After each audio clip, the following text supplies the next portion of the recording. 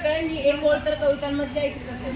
आपण म्हणतो की आवडते मज मनापासून शाळा लाविते ही जशी माऊली बाळा. म्हणजे ही शाळा जी आहे ती आपल्याला आपल्या आईप्रमाणे प्रेम करते आपल्याला. तर ही जी आपल्याला इमारत दिसते ही सगळी इमारत आहे. ही इमारत फक्त आतमध्ये फक्त मुलांच्या आठवणी ठेवत आहे. तर या इमारतीला 105 वर्षांची उज्ज्वल परंपरा आहे. जर तुम्ही या शाळेमध्ये ऍडमिशन घेतलं तर तुम्ही या परंपरा ही परंपरा पुढे नेणारे विद्यार्थी होणार आहात. तुम्ही या परंपरेत एक भाग होणार आहात. मग तुम्ही शाळेच्या बाहेर पडता तुम्ही परत याल माझी विद्यार्थी म्हणून परत याल. या शाळेत तुम्ही काय काय केलं किती मजा केली हे तुम्ही सांगाल. या शाळेबद्दल किती सांगायचं हे ठरवणं खूप अवघड आहे.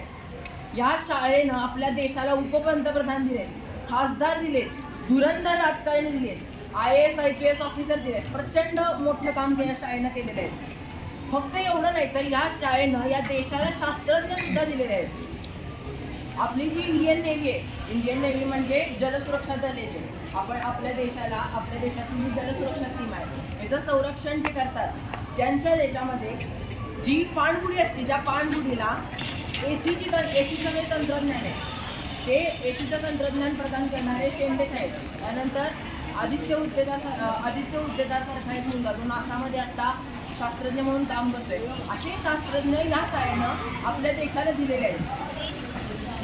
आता आपण जे IAS IPS ऑफिसर बघतो अशी तर प्रचंड IAS ऑफिसर या शाळेनं आपल्या देशाला दिले. या शाळेचे वैशिष्ट्य काय माहिती का की अनेक स्पर्धांच्या निमित्तानं मी सातारा, कोल्हापूर अनेक तालुक्यांमध्ये जिल्ह्यांमध्ये फिरलो. आणि या जिल्ह्यांमध्ये जेव्हा एखाद्या शाळेमध्ये या स्पर्धा होतात या स्पर्धांना गेल्यानंतर मला एक गोष्ट नेहमी लक्षात येते की आपल्या शाळेसारखे मोठे हवेशीर वर्ग आणि मोठं क्रीडांगण कुठल्याच शाळेचं नाही आहे. आता मी हे फक्त आपल्या तालुक्याबद्दल किंवा आपल्या गावाबद्दल बोलत नाही आहे. मी पूर्ण जिल्ह्याचा विचार करून बोलतोय. आपल्या शाळे एवढे मोठे वर्ग कुठल्याच शाळेत नाही आहेत. आणि या शाळेसारखं प्रशस्त हवेशीर खोल्या आपण कुठंच बघू शकत नाही. टिळक हायस्कूल जी आहे ती जी शाळा आहे ती शहराच्या बरोबर मध्यभागी आहे. तरी सुद्धा एवढं मोठं क्रीडांगण शाळेत आहे. ही मोठी गोष्ट नाही असं वाटत नाही का तुम्हाला? ह्या शाळेच्या क्रीडांगणावर आपण खेळांचे सराव करू शकतो. त्यांना तुमच्यातल्या खेळांची आवड आहे, त्यांना खेळायला आवडतं, त्यांना वेगवेगळे खेळ खेळता येऊ शकतात, त्यांना आपल्या शाळेतले शिक्षक मार्गदर्शन करतात. आता सध्या ज्यांना वाटतं या शाळेमध्ये भांडणं होतात तर त्यांच्यासाठी एक महत्त्वाची गोष्ट म्हणजे असं समजूया आपण की एक पांढऱ्या रंगाची भिंत आहे, एकदम पांढऱ्या रंगाची भिंत एकदम शुभ्र दिसते आपल्याला. त्या शुभ्र भिंतीवर एका ठिकाणी फक्त एकच जागा आहे. तर आपण काय करतो की बाकीची शुभ्र भिंत आहे ती बघत नाही. आपलं लक्ष त्या एका जागाकडे जातं. आपल्याकडं कुणीच असं नसतं जे असं म्हणतं की एवढी सगळी शुभ्र भिंत दिसतं आपण फक्त त्या एका जागाकडे कॉन्सन्ट्रेट करतो. तर तुम्ही एखाद्या गोष्टीकडे कसं बघता? जर तुम्ही त्या शाळेकडे असं बघितलं या शाळेमध्ये भांडणं होतात तर अर्थात तुम्हाला तसंच वाटणार. पण पहिल्यांदा सांगितल्याप्रमाणे जी मुलं IAS IPS ऑफिसर झाली त्यांनी या गोष्टींमध्ये आपला जबाब दाखवला नाही. त्यांची बुद्धी कशी होती? संस्कृतमध्ये एक सुभाषित आहे. ते सुभाषित काय सांगतं? हंसा हा श्वेतो बका हा श्वेतो को वेदो बका हंसया नीर क्षीर विवेकेतू हंसो हंसो बको बका. या श्लोकाचा अर्थ काय? तर हंस जो असतो राजहंस नावाचा जो पक्षी आहे त्याचा रंग पांढरा असतो. बगळा जो असतो तो बगळ्याचा पण रंग पांढरा असतो. मग त्यांच्या दोघांच्यात फरक काय? तर त्यांच्या दोघांच्यातला फरक असा आहे की जर त्यांना आपण दूध आणि पाणी एकत्र करून दिलं तर जो राजहंस आहे तो त्यातलं दूध फक्त पितो आणि जो बगळा आहे तो सगळं जे मिश्रण करून दिले ते सगळं एकत्र पितो. याचाच अर्थ एखाद्या गोष्टीकडं तुम्ही कसं बघता हे महत्वाचं आहे. तुम्ही या शाळेकडं आपण एक चांगली शाळा किंवा आपल्याला शिक्षण चांगलं प्रदान करणारी शाळा म्हणून बघितलं पाहिजे. आता मी या शाळेमध्ये जवळजवळ 5 वर्ष झाली शिकते पण मला काही असा अनुभव आला नाही की मुलं वाईट वागतात.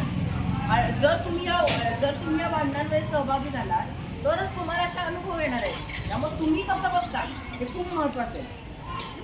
नुकतंच 26 जानेवारीला NCCचा जो विभाग असतो त्याच्यामध्ये आपल्या शाळेला 3रा क्रमांक आला आणि ह्या पथकाचं नेतृत्व मला करायला मिळालं ही मला खूप अभिमानास्पद गोष्ट वाटते. आणि ह्या शाळेमधलं जे NCC पथक होतं ह्याचं सार्जंट म्हणून मी नेतृत्व केलं. या शाळेचे सावंत सर यांनी आमच्यावर खूप कष्ट घेतले. सावंत सर खूप बसले आता गेले तर ते जे त्यांनी आमच्यावर खूप कष्ट घेतले, त्यामुळेच आम्हाला हे करणं शक्य झालं. आणि ह्यातूनच माझी केरळ राज्य सगळ्यांना माहिती आहे. त्या केरळ राज्यामध्ये मागच्या महिन्यामध्ये डिसेंबर महिन्यामध्ये मी NCCतनं कॅम्पसाठी निवडून गेलो होतो. 7 दिवस केरळमध्ये मी स्वखर्चानं न राहता सगळा खर्च आपल्या महाराष्ट्र शासनानं या गोष्टीचा केलेला होता.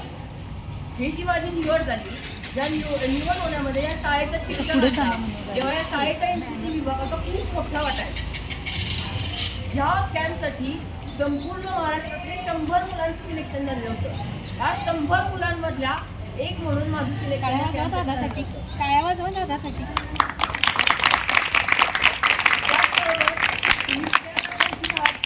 चौथी तुम्हाला यावर्षी स्कॉलरशिपची परीक्षा द्यायची, बरोबर ना?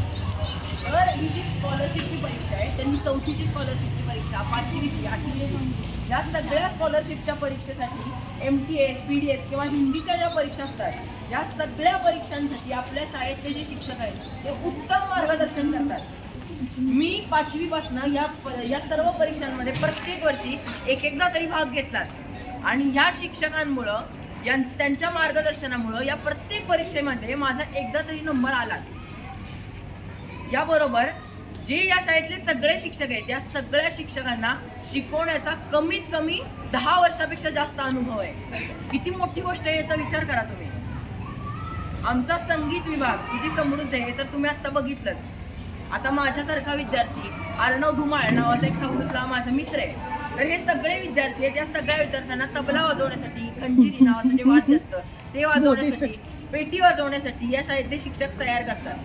जर तुम्ही या शाळेमध्ये आला तर तुम्हाला सुद्धा माझ्या जागी किंवा त्या अर्णवच्या जागी थांबायची संधी मिळू शकते. तर आत्ताच आपण एक स्वागत गीत तुमच्यासाठी म्हणलं आहे, तुम्ही ऐकलंच. याचा अर्थ तुम्हाला आपल्या शाळेचा संगीत विभाग किती समृद्ध आहे तुम्हाला कळलेलंच आहे.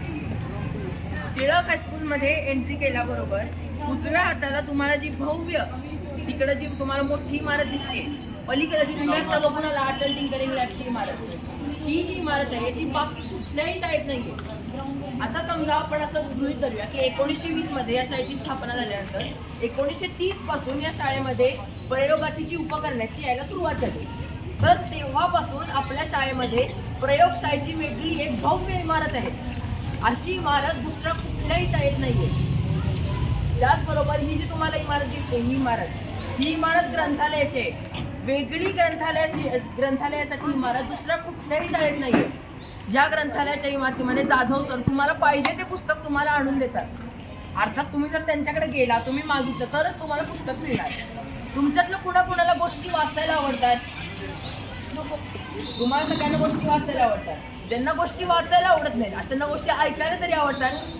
सगळ्यांना तुम्हाला गोष्टी ऐकायला आवडतात. तर ह्या सगळ्या ज्या गोष्टी तुम्ही ऐकता किंवा वाचता या तुम्हाला सांगायला आल्या पाहिजेत.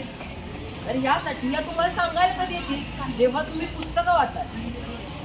तर हे जे ग्रंथालय, या ग्रंथालयामध्ये खूप मोठी खूप चांगली पुस्तकं आहेत आणि ही तुम्हाला वाचायला जर तुम्ही या शाळेमध्ये आला तर तुम्हाला नक्की वाचायला मिळतील.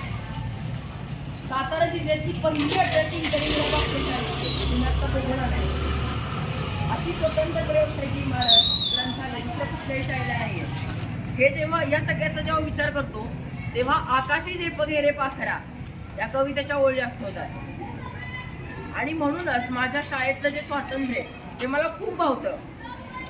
कर विहार सामर्थ्याने अशा ओळी या कवितेमध्ये आहे. तर गणित प्रज्ञाशोध परीक्षा यासाठी कुलकर्णी सर, भोसले मॅडम यांनी खूप चांगलं मार्गदर्शन आम्हाला केलंय. इंग्लिश भाषेसाठी Pawar sir, Kumbhar sir, Mali sir यांचं सगळ्यांचं मार्गदर्शन तुम्हाला मिळणार आहे. Nanaware madam, Thakar madam, Wadangekar madam यांचं हिंदी, संस्कृत, मराठी या विषयांसाठी तुम्हाला मार्गदर्शन मिळणार आहे. या सगळ्यांच्या मार्गदर्शनानं तुम्ही नक्कीच काही ना काहीतरी एका तरी भाषेमध्ये काही ना काहीतरी करून दाखवाल. आपल्या शाळेमधनं अनेक माझे विद्यार्थी गेले आहेत. जर तुम्हाला लेखनाची आवड आहे तर आत्ताच 10वीतनं पासआउट झालेला एक मुलगा आर्यन घाटगे त्याचं नाव आहे. तर त्याला कविता लिहायची आवड होती. तर त्याचा कवितेचा एक संग्रह म्हणजे त्याचं पुस्तक आपल्या शाळेनं छापलं. आपल्या शाळेमध्ये दरवर्षी विद्यार्थी साहित्य संमेलन भरतं ज्याच्यामध्ये तुम्ही लिहिलेल्या गोष्टी, तुम्ही लिहिलेल्या कथा, तुम्ही लिहिलेल्या कविता तुम्ही लोकांच्या समोर सादर करता. तुमच्यासाठी आपल्या शाळेने हे एक व्यासपीठ उभं करून दिले आहे. तुम्ही असं ऐकलं का की दुसऱ्या कुठल्या शाळेमध्ये असं साहित्य संमेलन किंवा असे कार्यक्रम होतात? असं मी तरी कुठं ऐकलेलं मला तरी आठवत नाही. तर हे सगळे जे शिक्षक आहेत यांच्याबरोबर सायन्स मॅथ्ससाठी सुद्धा आपल्या शाळेमध्ये खूप चांगले शिक्षक आहेत. तर मला आता तुमच्याबरोबर गप्पा मारायची संधी दिली. तुम्हाला ह्या शाळेचं वैभव, ही शाळा किती मोठी परंपरा आपल्यात साठवून आहे हे सांगायची मला संधी दिली. त्याबद्दल मी सगळे प्रशासकीय अधिकारी वाघमारे सर, त्यानंतर Shinde sir, PR More sir यांचे आभार मानतो. आणि तुमच्याशी हितगुज जी मी केली त्याचा तुम्ही विचार कराल आणि 15 जूनपर्यंत ह्या शाळेमध्ये नाव नोंदवाल अशी अपेक्षा करतो आणि थांबतो.